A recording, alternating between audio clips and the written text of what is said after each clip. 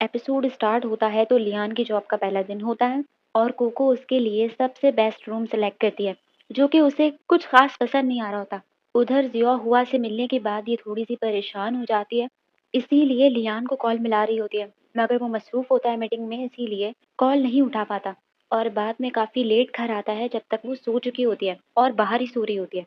तो वो उसे उठाकर रूम में जाकर सोने का कहता है, तो वो उसे अपने पास ही बिठा लेती है कि मेरी उठने की हिम्मत नहीं है।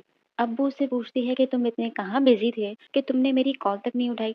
तो वो बताता है कि मैं मीटिंग में था और फोन मेरा साइलेंट पे था। तो वो कहती है कि चलो कोई बात नहीं, अब मेरा मूड बिल्कुल ठीक हो चुका है। और उससे पूछने लगती है कि तुम्हारा आज का दिन कैसा गुजरा, तुम्हारा मूड कैसा था। तो वो कहता है कि कुछ खास नहीं, 0% ही था, मगर तुम्हारे पास आकर 100% हो गया। अब दोनों इतने थक जाते हैं कि वहीं एक साथ सो जाते हैं। वहां जिया अपनी धोखेबाजी फिर से शुरू कर देता है कि लियान के नाम पर दूसरी कंपनीज के साथ कॉन्ट्रैक्ट करने लगता है, उनके प्रोजेक्ट लेने लगता है, ये कह के कि लियान लिखेगा, मगर असल में वो खुद लिख रहा होता है। और दूसरी कंपनीज लियान के नाम से ही मान जाती हैं। अब ये जिया लियान के नाम से जाना जा रहा होता है कि ये लियान का मैनेजर है, इसीलिए उसके नाम को यूज करता फिर रहा होता है। दूसरी ही तरफ जिन और जिया के ब्रदर का मिशन सक्सेसफुल हो जाता है। जिनके पेरेंट्स को यकीन आ जाता है कि इसका बॉयफ्रेंड है, इसीलिए वो लोग चले जाते हैं वापस। मगर ये दोनों अपने इस रिलेशन को चांस देने लग जाते हैं कि मुझे ही तुम्हारा बॉयफ्रेंड बने रहने दो। वो भी इस बात पर खुश हो रही होती है, मगर हाँ में जवाब नहीं देती। और ये इसके पीछे पीछे पूरे ऑफिस में घूमता रहता है। अब जिनका स्कूल फ्रेंड उसी के ऑफिस में जॉब करने आ जाता है, और सिर्फ इतना ही नहीं बल्कि स्कूल टाइम में ये इसका क्रश हुआ करती थी और अभी भी ये इसके साथ फ्लर्ट कर रहा होता है, जिसकी वजह से सारे ऑफिस वाले इन दोनों की जोड़ी बना देते हैं। तो ये खबर जिन को पता चल जाती है कि सारे ऑफिस वाले उन दोनों को शिप कर रहे हैं, तो ये जेलस होने लगता है। दूसरी तरफ यांग को इसने बड़ा परेशान कर रखा होता है, इसको अपनी उंगलियों पर नचा रहा होता है, क्योंकि यांग का बिजनेस इसने सक्सेसफुल किया होता है, मगर इसे पता नहीं होता कि ये गलत इंसान से पंगा ले रहा है। ये इसकी भी वॉइस रिकॉर्डिंग कर लेता है, जो भी ये बातें इसे सुना रहा होता है। वहाँ जिया लियान को पिक करने के लिए उसके ऑफिस आ जाती है। तो वो कहता है कि दूसरों के तो बॉयफ्रेंड उन्हें पिक करने के लिए आता है और यहाँ तो उल्टा ही सीन है। तो जिया कहती है कि बन जाओ ना फिर तुम मेरी गर्लफ्रेंड। तो फौरन मना करने लगता है कि नहीं नहीं, मैं बॉयफ्रेंड ही ठीक हूँ। अब जिया का तो ऑफिस ही उसके घर में होता है, तो वो कहाँ से उसे पिक एंड ड्रॉप सर्विस देगा। इसीलिए जिया कहती है कि जब मैं ऐसे ही कहीं बाहर जाऊँ ना, तब तुम मुझे पिक करने आ जाया करना। अब लियान अपनी पुलिस वाली स्टोरी फिर से कंटिन्यू करता है कि जिया उसे उसी क्राइम सीन पर ले आती है जो उसने देखा था। तो वहां आने के बाद लियान को पता चलता है कि जब लाइट ऑन होती है तो एक बंदे के दो दो साए आ रहे होते हैं जमीन पर। तब जाकर लियान को समझ आता है कि मर्डरर दो नहीं बल्कि एक ही शख्स है।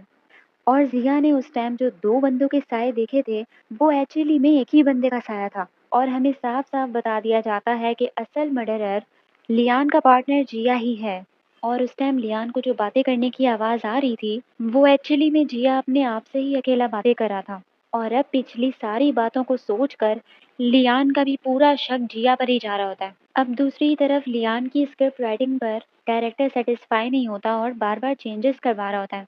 इसीलिए ये दोनों परेशान बैठे होते हैं कि आखिर कैसे इस चीज को ठीक किया जाए। तो लियान फौरन कोको को लेकर जिया के पास पहुंच जाता है कि शायद ये हमें कोई आइडिया दे, मगर वो तो एक नए लड़के को लाकर स्क्रिप्ट राइटिंग सिखा रहा होता है। और जब लियान की प्रॉब्लम सुनता है तो हंस पड़ता है कि जब तुम्हें सोल्यूशन नहीं मिल रहा तो मुझे कहाँ से मिलेगा। और लियान को समझाता है कि जो डायरेक्टर तुम्हारी स्क्रिप्ट बार बार चेंज करवा रहा है, आखिर वो है कौन, उसको कोई भी नहीं जानता, मगर तुम फेमस हो, तुम्हें उसकी बात नहीं बल्कि उसे तुम्हारी बात माननी चाहिए।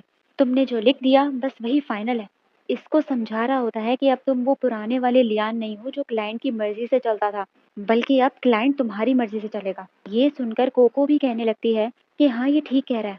और जाते जाते भी लियान को समझाता है कि अब हर क्वेश्चन का आंसर पूछने के लिए मेरे पास या किसी और के पास मत जाओ, क्योंकि तुम खुद एक आंसर हो। दूसरी ही तरफ जिया लियान के ऑफिस ही आ जाती है, क्योंकि वो रात देर तक काम कर रहा होता है, तो उसके लिए खाना लेकर आई होती है। तो रिसेप्शनिस्ट जिया को लियान के रूम में ही ले आती है। वहां पर सारे वर्कर्स बैठे होते हैं, तो उन सबके सामने लियान जिया को इंट्रोड्यूस करवाने लगता है कि ये मेरी गर्लफ्रेंड है। तो उसकी पूरी टीम शोर मचाने लगती है, खुश होने लगती है उसके लिए कि आप तो पहले से ही बुक्ड हैं। जिया सिर्फ लियान के लिए ही नहीं बल्कि उसकी पूरी टीम के लिए खाना लाई होती है, मगर लियान के लिए स्पेशल अलग डिश बनाकर लेकर आई होती है, तो सारे उन दोनों को छेड़ने लगते हैं। अब ये दोनों जब वापस घर जा रहे होते हैं तो लियान टैक्सी बुला रहा होता है, मगर जब वो दूसरे कपल्स को देखता है कि उनके बॉयफ्रेंड अपनी गर्लफ्रेंड्स को गाड़ी में लेकर जा रहे हैं, उन्हें ऐसी टैक्सियों के लिए वेट नहीं करना पड़ा, तो यहाँ इसका दिमाग क्लिक करता है। जिया उसे टैक्सी बुलाने से मना कर देती है और उसके साथ वॉक करके ही जाने लगती है कि मुझे तुम्हारे साथ वॉक करना अच्छा लगता है। अब लियान ने जो जिया को अपनी गर्लफ्रेंड कह के सबके सामने इंट्रोड्यूस करवाया था, इस बात पर ये इतना खुश हो रही होती है कि इसकी स्माइल ही नहीं जा रही होती। जिन कहती है कि इसमें क्या बड़ी बात हो गई, मगर जिया कहती है कि तुम मेरी फीलिंग्स नहीं समझ सकती और ना ही मैं तुम्हें एक्सप्लेन कर सकती। इसीलिए वो लियान के लिए शॉपिंग करती फिर रही होती है और वहाँ लियान गाड़ी खरीदने से पहले गाड़ी सीखने लगता है। अपने इतने बिजी शेड्यूल में से टाइम निकालकर गाड़ी चलाना सीख रहा होता है, सिर्फ जिया के लिए, ताकि उसे बाहर टैक्सियों का वेट ना करना पड़े। और इसी बीच इसको वहाँ अपनी फैन गर्ल मिल जाती है कि आप फेमस राइटर है ना, तो सारे उससे ऑटोग्राफ लेने के लिए आ जाते हैं, यहाँ तक कि उसका कोच भी। अब लियान काम की वजह से रात देर तक ऑफिस में बैठा होता है, तो जिया भी वहीं आ जाती है और उसे काम करता हुआ देखकर सोचने लगती है कि पहले मैं इस बात को नहीं मानती थी कि लड़के काम करते वक्त हैंडसम लगते हैं, मगर आज मुझे यकीन हो गया।